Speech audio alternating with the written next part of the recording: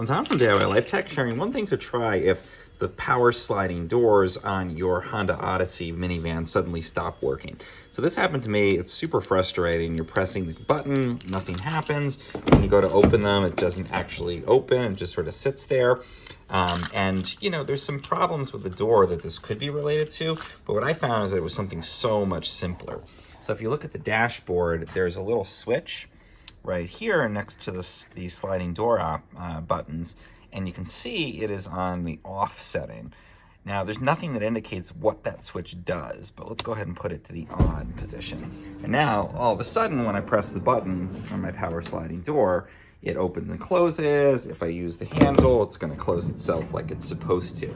Now what happened to me, and the reason that this ended up being a problem, is that one of my kids mistakenly pressed the switch playing around. I didn't know what it was, so I didn't know to switch it back off, and they inadvertently disabled those sliding doors. So if you find that that happens, maybe you pressed it by mistake thinking it was a light switch or something, just make sure that that's in the on position and your doors hopefully will start to work again.